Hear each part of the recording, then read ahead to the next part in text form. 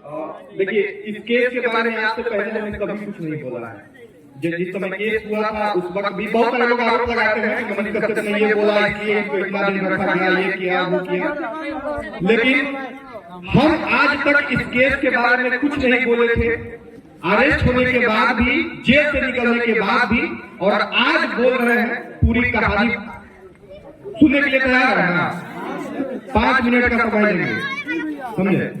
और आज का दिन जो है ना वो भी बहुत खास है, क्योंकि आज ही का वो दिन है। पिछले वर्ष 9 मार्च को मुझे जेल भेजा गया था। आज के दिन ही मुझे जेल भेजा गया था। और मेरे घर की स्थिति क्या है वो मैं बता देता हूं।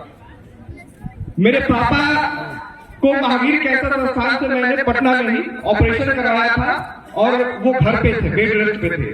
मेरे दादाजी 3 साल से ऑक्सीजन सिलेंडर के जरिए जी रहे थे, यानी मेरे घर पे सारा व्यवस्था था और घर पे ही ऑक्सीजन सपोर्ट पे वो जिंदा थे। यानी उनको किस तरह से देख रेख की जरूरत होगी आप लोग समझ सकते हैं। मेरी दादी गिर गई थी, कुल्हा टूट गया था और उनका सारा क्रियाकलाप बेड पे। घर में करने वाली बस एक मेरी माँ थी और एक हम थे जो बाहर का दवा वगैरह ला के देते थे। मेरे चाचा जी अपने 12 साल के बेटे को लेके मुंबई के टाटा कैंसर हॉस्पिटल में इलाज करवाने गए थे और ऐसे में मुझे नोटिस भेजा गया और होली के दिन बुलाया गया। आप लोग बताइए, होली के दिन कौन बुलाता है पूछताछ के लिए? होली के दिन बुलाया गया। मेरे चाचा ही जाके बात किए, उसके बाद उन्होंने 1 दिन का समय लिया। 1 दिन बाद हम खुद गए। मेरे ऊपर कोई भी पहले से मुकदमा नहीं था, पहले से मेरे ऊपर कोई केस नहीं था, किसी तरह का मैंने कोई काम ही नहीं किया था। सच कहूं तो मैं वीडियो बस शौक के लिए बनाता था। कहीं कुछ गलत हो रहा है, कहीं कोई भ्रष्टाचार है, उसके खिलाफ बोलता था, अच्छा लगता था मुझे। बाकी मेरी पढ़ाई चल रही थी और मेरा यही था, परिवार वालों का भी यही था शौक कि हम पढ़ लिख के कहीं वो नौकरी कर ले। लेकिन मुझे बुलाया गया, मैं गया।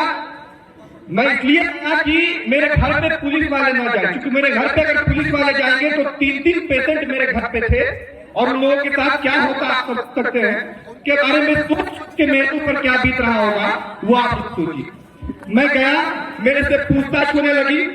मुझसे कैमरा मांगा गया, मैं कैमरा दे दिया। मेरे से मोबाइल मांगा गया, मैं मोबाइल दे दिया। मेरे से जो पूछा गया मैं सब कुछ, मुझे जो पता था मैंने बताया। फिर भी मुझे गिरफ्तार कर लिया गया। मैं गिड़गिड़ाता रहा, रोता रहा और मुझे मेरे जीवन में मुझे याद ही नहीं है कि आज तक उतना मैं किसी के सामने रोया हूं।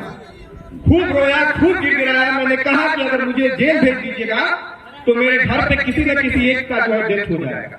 और मुझे पता था कि कोई एक जो है मेरे घर पे इस दुनिया को छोड़ के चला जाएगा। लेकिन उन लोगों ने नहीं सुना, पता नहीं किसके प्रेशर में। उन लोगों को सोचना चाहिए, वो पढ़ लिख के जो है इस जगह पे पहुंचे थे, लेकिन फिर भी पता नहीं किसके दबाव में। वो पढ़ाई क्या जब किसी के दबाव में आपको काम करना पड़े। लेकिन फिर भी वो लोगों ने भेजा। मैं जेल गया। जेल में हम पहली बार जेल गए थे। वहां किसी तरह से हम एडजस्ट करके 10-15 दिन बिताए। लग रहा था कि अब निकल जाएंगे। अचानक एक दिन शाम में जो है खबर आती है, पुलिस वाले आके बताते हैं कि बाहर एक डेड बॉडी आया हुआ है। अब सोचिए मेरे ऊपर क्या बीता होगा। मैं बाहर जाता हूं तो देखता हूं कि मेरी दादी का डेथ हो चुका है और डेड बॉडी जेल में आया हुआ है। अब आप लोग सोचिए कि मेरे घर में आज तक कोई पुरुष जेल में नहीं गया था मेरे से पहले, और मैं वो अभागा पोता हूं कि मैंने अपने दादी को, जो महिला है, उनको जेल में आने पे मजबूर कर दिया, वो भी मरने के बाद। मरने के बाद मेरी दादी जेल में आई और बाहर से ताला लगा, और ताला लगने के बाद यानी मेरी दादी कैद हुई, बेऊर जेल में बंद हुई।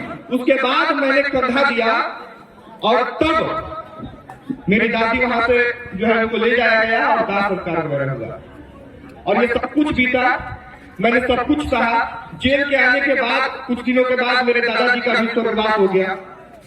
वो भी चिंतित थे, क्या उन पे बीत रहा होगा, सब लोग जान रहे हैं। मेरे पिताजी के ऊपर क्या बीत रहा होगा कि उनका जवान बेटा जेल में है, उनकी माँ का डेथ हो रहा है, उनके पिताजी ऑक्सीजन पे है। वो चाह के भी एक दवा तक नहीं ला सकते हैं क्योंकि उनका खुद का ऑपरेशन हुआ है।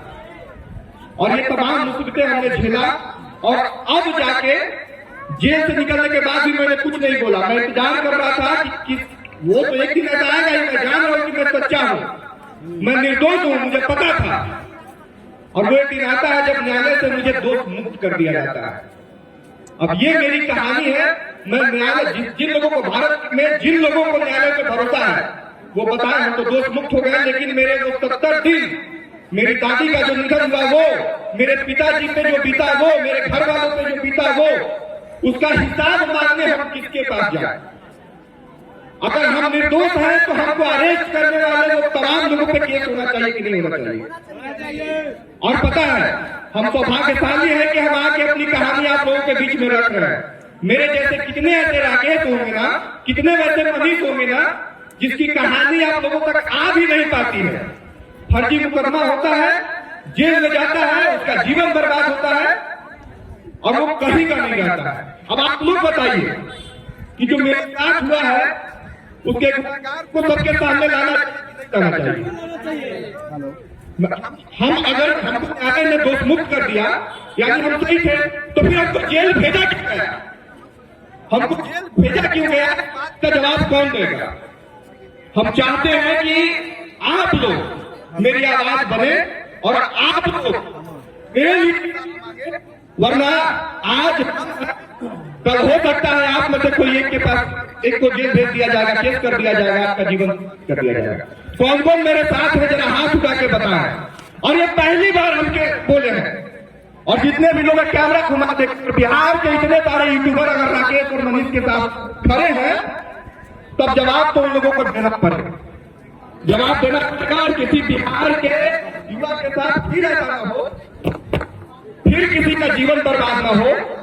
और मेरा सपना था कि मैं नौकरी करके सेटल हो जाऊंगा, लेकिन अब तो हम मरते दम तक बिहार के लिए लड़ेंगे। जिस चीज के लिए हमने अपने दादी को खोया है, जिस चीज के लिए हम अपने परिवार वालों को तरसता हुआ देखे हैं, उसके लिए अब लड़ेंगे, बिहार को बदलेंगे। और कहते हैं ना हाथी चींटी वाला, आप लोगों ने सुना होगा कहानी, हम वो चींटी बन के ना हाथी को बेचैन कर देंगे। ये बात याद रखिएगा। हम जान रहे हैं कि हम बहुत छोटे हैं, लेकिन तैयार तो छोड़ेंगे नहीं, जब तक है तब तक छोड़ेंगे नहीं। हम बस यही जानते हैं कि हम सही हैं और सही हमको न्यायालय ने कह दिया तो वो हमारे पहले हमारा सारा वीडियो उठा के देख लीजिए। ना किसी पार्टी से मतलब था, ना किसी राजनीति से मतलब था, ना किसी जाति से मतलब था, सबके लिए हम वीडियो बनाते थे। फिर भी मेरे साथ ये सब कुछ हुआ। तो आज पहली बार आप लोगों के बीच में हमने अपनी बात को रखा है और अब आप लोग अपने अपने प्लेटफॉर्म के जरिए बात रखें और अब छोड़ेंगे नहीं। लड़ाई लंबी चलेगी लेकिन छोड़ेंगे नहीं। और लोग कहते हैं ना कि इसने नहीं फंसाया, उसने नहीं फंसाया, तो किसने फंसाया? किसी ने तो फंसाया ना जी, किसी ने तो फंसाया, किसी ने तो फर्जी मुकदमा दर्ज किया, तो उनको तो सामने आना पड़ेगा। बाकी जो है ये शुरुआत है, अभी बोलना शुरू किए हैं, आगे लंबा चलेगा लड़ाई, यही करेंगे। आप सब लोग का साथ चाहिए, आप सब लोग तैयार रहें और ये लड़ाई को वहां तक लेके जाना है जहां बिहार जो है वो देश का नंबर 1 राज्य बन जाए। बिहार में जिस दिन एक भी फर्जी मुकदमा न हो, किसके लिए हमने आवाज उठाया था? बिहार के मजदूर के लिए आवाज उठाया था। मजदूर के लिए आवाज उठाना गलत है क्या? हाँ, नेताओं को बुरा लग जाता है। एक यूट्यूबर जो है, तू पैसा कमाता है तो अपने परिवार के बाद अपने बाद जो पैसा बचता है उस पैसा से एक हवाई चप्पल पहनने वाले को हवाई जहाज में चढ़ाता है। ये गलत है, ये गलत है। अगर नहीं है तो आप सब लोग ये करें। इसी बात को तो डर है नेताओं को, बड़े बड़े लोगों को तो वो सेटल करते हैं, कंपनी वाले लोगों को सेटल कर देते हैं। हम लोग लिफाफा नहीं लेते हैं, इस बात का दुख है। हम लोग जो है जाके उनका बात जो है, भ्रष्टाचारियों का बात जो है मानते नहीं है, भ्रष्टाचार पे चुप नहीं रह जाते, इस बात का उनको बुरा लगता है। तो बुरा लगे, उनको आदत बनाना होगा, क्योंकि हम लोग जो है तैयार है। अब इससे ज्यादा कष्ट तो हमको नहीं होगा, हम तो तैयार हो गए। हमको तो सपना वही लोग जो है मजबूत बना दिया, हमको तो नेता बना दिया। अब जो है हम रुकने वाले थोड़े हैं, लड़ेंगे और आप सब भी हमारे साथ रहिएगा, हमको पूरा भरोसा है। बाकी जो है यूट्यूब के लिए जो सम्मान समारोह है और ये सिलसिला भी जारी रहेगा। हम सब लोग हमेशा बैठते रहेंगे, आपस में बात विचार होते रहेगी। एक समय था जब यूट्यूबर करके अपमानित किया जाता था, पत्रकार नहीं कहा जाता था माइक वाले या मोबाइल वाले को, लेकिन आज हम लोगों ने मिल के ऐसा माहौल बना दिया है कि आज यूट्यूबर कहने पे भी हम लोगों को गर्व है। हमको गर्व है कि हम किसी का गुलामी नहीं कर रहे हैं। हमको गर्व है कि हम किसी के नीचे नहीं काम कर रहे हैं। हमको गर्व है कि हमें कोई नेता जो है वो दबा नहीं सकता है। अगर हम ईमानदार हैं तो लड़ेंगे, 2-4 का मुकदमा होगा, लेकिन इसका परिणाम ये होगा कि 1 साल के अंदर में न्यायालय के द्वारा दोष मुक्त कर दिया जाएगा, जैसे हम जो है। तो डरना नहीं है, केस मुकदमा से डरना नहीं है। केस मुकदमा फर्जी अगर कोई करेगा तो खत्म हो जाएगा। बाकी बहुत धन्यवाद कहानी सुनने के लिए, और आप सब जो है के साथ का उम्मीद हम करते हैं। जय हिंद।